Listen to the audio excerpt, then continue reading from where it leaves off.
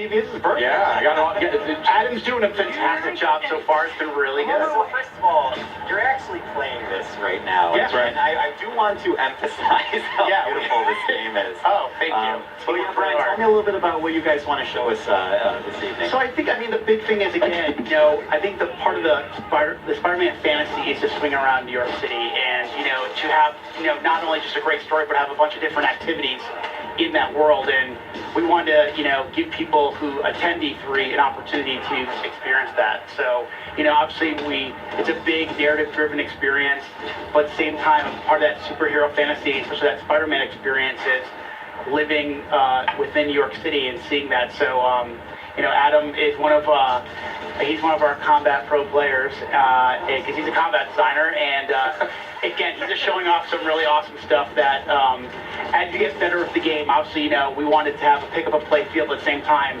have the level of mastery, and to really show off the improvisation that we've really been talking about a lot since we announced the game. I'm digging this last, I would say last 6 months since we got back from the holiday break was every week I feel like I'll take the game home or I'll be playing one night and then I'll come in and say, wow, guys, I didn't know you could do that. So I think there's a lot of that, there's that sandbox nature to it as well. So, obviously you can, we have, we're going to teach mechanics, but we want you to experiment with, his acrobatics, his webs, his gadgets, his suit powers. So combining all that stuff really allows for a lot of different gameplay, a lot of, Spider-Man's a very expressive character. We want players to be able to express that, whether it's in traversal or in combat.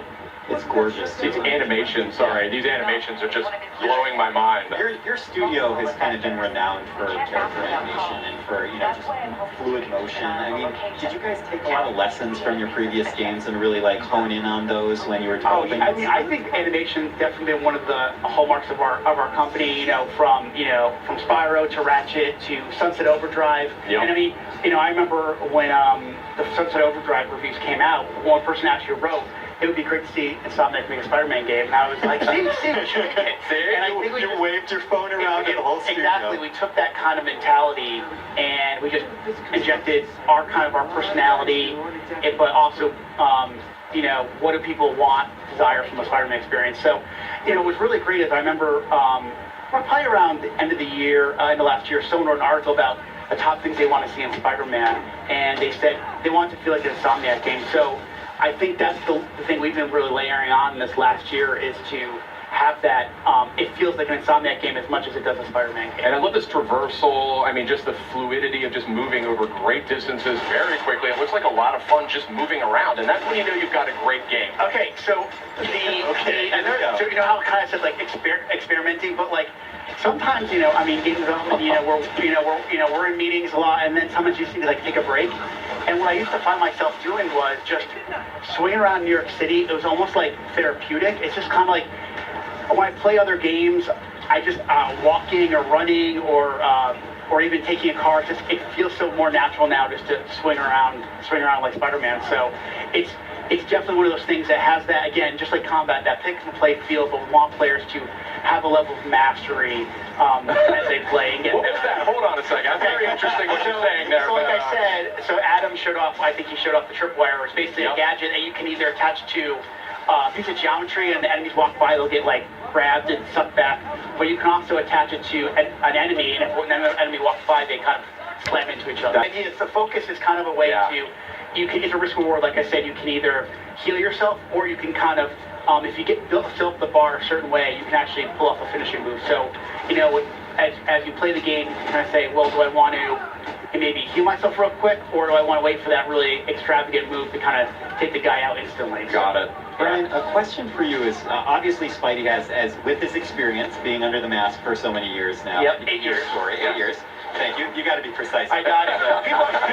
One of the first questions I get is it's in the origin story. I'm like, no. That was after we decided that the webs were definitely attached to the buildings, we decided it's not going to be an origin story. But back to the combat. Spidey's experience. He has access to a lot of different techniques and technologies. How do you balance out his experience with the fact that you don't want to overwhelm a player with options, right? You want to make it approachable. I really that comes down to our combat team, our traversal team, like our Adam, and really going, okay, kind of handing that stuff out over the course of the game, finding the right spots where you kind of, okay, we're going to teach you how to punch and how to kick and how to punch guys up in the air and use your webs. But then we layer on things like gadgets, and then the suits and the suit powers, and it's kind of given over time. If we just, one thing with something like E3, we want you to feel. This is just, it was looking spectacular to begin with, but this is on a totally different level.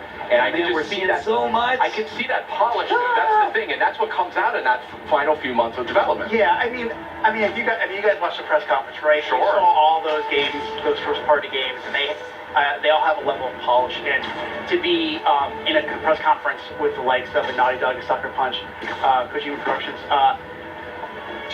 we are very honored to be, and we know there's a certain level of polish that people expect from a PlayStation game, especially a first-party game. So we want to be considered right up there. Well, and not to mention, that I ever work on a Spider-Man game, let alone be in video games, it's just absolutely surreal. I use that word a lot when I describe working on this game, and to work with a group like Sony and work with Marvel, and that feeling is so felt by so many Insomniacs. So we couldn't be prouder, and the support we've gotten across the board, not only from Sony and Marvel, but also the fans, has been spectacular. Brian, it just looks incredible. There's no other word for it. And well, you're flabbergasted. I really am. It's stunning. Just look at that. How can you not be blown away by that? But we do have a limited amount of time here, Brian.